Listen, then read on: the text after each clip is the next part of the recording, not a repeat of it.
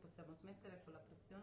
Ridotto il lumicino per carichi di lavoro, carenze organizzative e costi energetici. E così, per un quarto d'ora, i medici di famiglia in Veneto hanno manifestato il proprio disagio visitando i pazienti a lume di candela, un'iniziativa a cui ha aderito quasi tutta la categoria, che ha trovato il plauso dei pazienti. Ci stanno arrivando foto a decine delle esperienze in Veneto fatte a livello di azienda, 4, 3, Verona, Padova, Vicenza, quindi io sono confidente che l'iniziativa avrà molto successo. Nel Veneto ci sia un 23% di strutture tipo questo, e vuol dire meno di un quarto, più di tre quarti di pazienti del Veneto hanno un trattamento di disparità sostanzialmente, perché il loro medico non ha la possibilità, si trova in condizioni di non poter avere il supporto del personale. Quindi la cosa fondamentale è quella di dare supporto all'organizzazione del medico di famiglia per poter portare avanti il lavoro, che è sempre più complicato, sempre più stressante,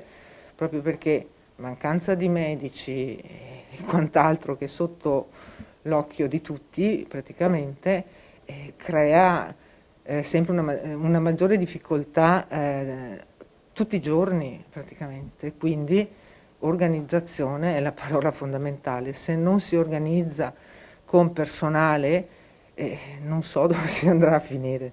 A Mira, il veneziano, esiste una delle 23 medicine integrate della regione, con tanto di infermieri e personale amministrativo di supporto al team di 7 professionisti, un modello che va esteso e modulato a seconda dei territori. Questo supporto infermieristico, supporto amministrativo dovrebbe essere a carico della Regione? Assolutamente sì. Il lumicino, il moccolo di cui parliamo oggi con questa manifestazione, la candela che si è esaurita, è che noi non siamo in grado in questo momento storico di far fronte a investimenti.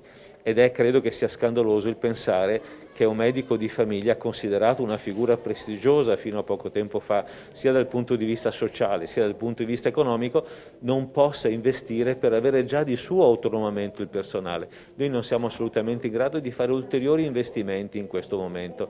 È chiaro che una delle richieste che facciamo alla Regione è un grosso investimento sul personale, che deve essere un investimento pubblico.